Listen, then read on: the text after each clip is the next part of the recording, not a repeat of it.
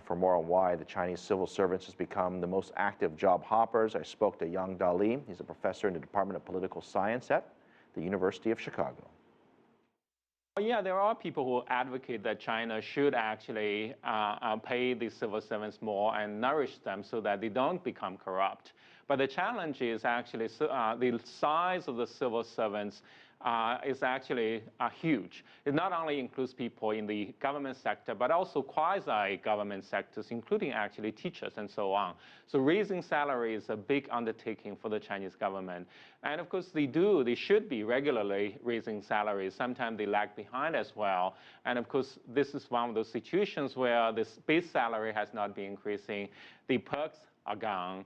And of course, many people are caught, and some of them have payments and other things to make, and as a result, they feel starved. I have read many reports that talk about how China is trying to encourage more private sector, and some of the state-owned enterprises, they're going to consolidate some of them as well. So there's basically, in theory, there are going to be less positions, less roles, it'll be a shrinking industry. Is that the right way to think about that?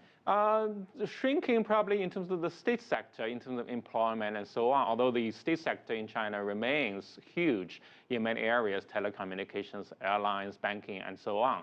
But at the same time, there is a fervor at this point in China for entrepreneurship. The government is encouraging entrepreneurship through tax cuts, through easier registrations, and so on.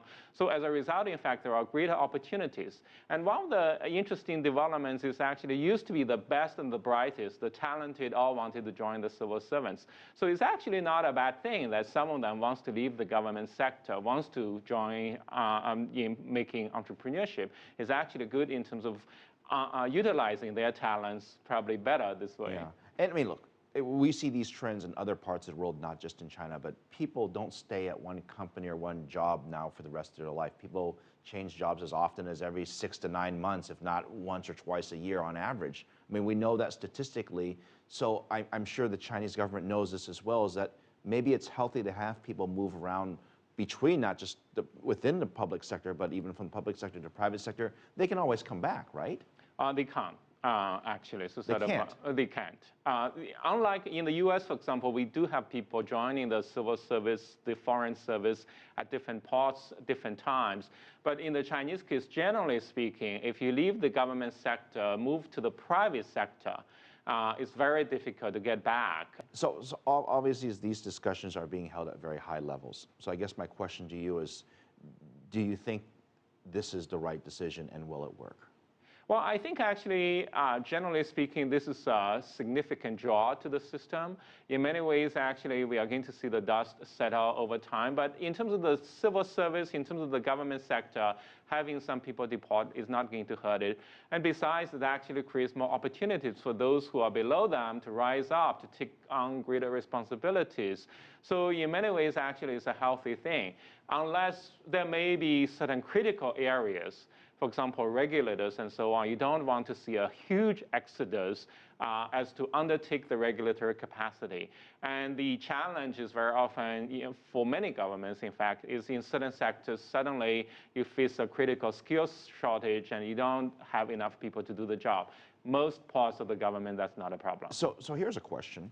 Do you think it's better, and China is unique in the sense that it's better to work for the government first, then go to the private sector, or start with the private sector and then go to the government? I guess if the pay scale is that different, there'd be very little incentive to move once you start on your career path. Yeah, I think increasingly people are making conscious choices. It's not simply going into one, moving to the other. In fact, many times now, for example, especially for those with overseas education and so on, they are rushing into the private sector. They want to do PEs, entrepreneurship, and so on. Because, again, there are a lot of opportunities, and that's where the new energy is.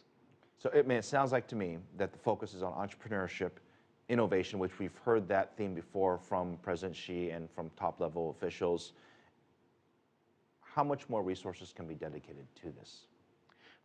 Well, in terms of the government, they are very serious, certainly, partly because the traditional sectors of the economy are in the doldrums, steel, mining, and all that. Actually, that's not where the growth is coming from. So therefore, the Chinese leadership is very committed. But also the economy is ready for it in many ways because the infrastructure is there, the talent. There has been a tremendous expansion in the Chinese education system. So there are more people who are willing to take the plunge. And of course, the capital is there. So this is a very significant moment for China. And of course, when you can divert some people from the government to the private sector, it's not a bad thing.